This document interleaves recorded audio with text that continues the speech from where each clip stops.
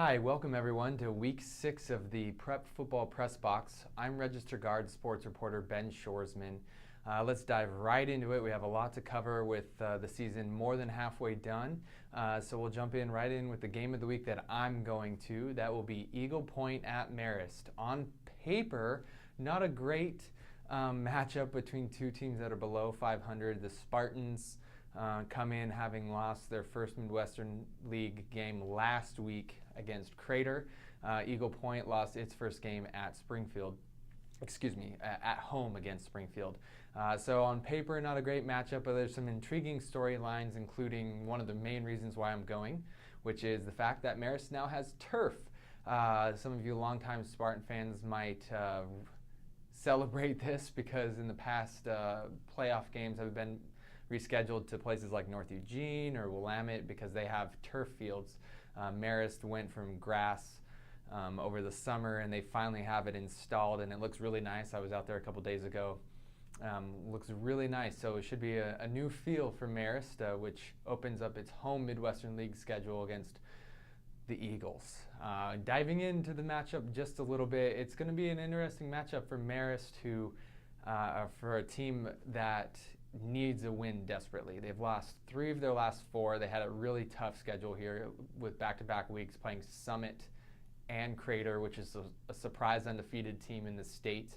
But now they're behind the 8 ball. Marist really needs a win, needs to get on a roll here, considering the fact that down the line they finished the season with number 4 Ashland and number 1 ranked Springfield. So to gain some ground in the Midwestern League and earn a playoff spot, Marist has a lot of work cut out for it to finish the season in the last 4 weeks.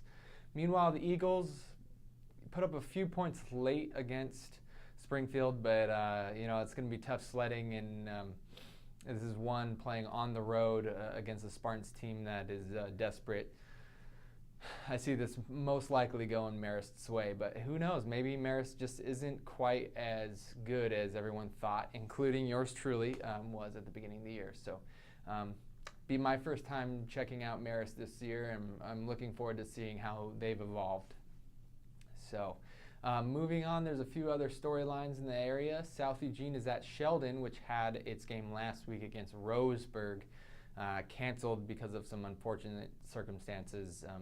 As you probably already know, the Umpqua Community College mass shooting that happened last Thursday, Roseburg canceled its game, giving Sheldon a week off.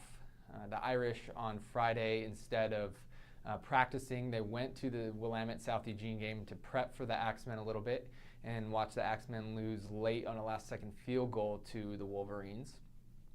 Speaking of those Wolverines, they host Thurston, which is 0-5. Meanwhile, Willamette is on the other end. They're looking to improve to 4-2 after beating the Axemen last week. That would be a huge step up for Willamette, who, with a win, could also jump right into the playoff picture there. Southwest Conference gets 4 teams automatically into the Class 6A state playoffs. So a win by Willamette would put it right in the driver's seat to get a playoff spot, which would be a huge plus in Josh Wolfram's first year. Looking down, Springfield is at Churchill. Springfield looks to for its 3rd straight road game, although it's at home, it's in the area. So Dave Heiberger said this week that he counts anything in the Eugene-Springfield area as essentially a home game because they don't have to travel that far. Surprise, surprise, North Eugene won again last week. Those Highlanders are 5-0. First time since 1992 in the Kylie Wong era. So those Highlanders now go to Clatskanie, Class 3A team. Of course, it's another scheduled game from its independent schedule. When Clatskanie came to North Eugene last year, the Tigers actually beat North.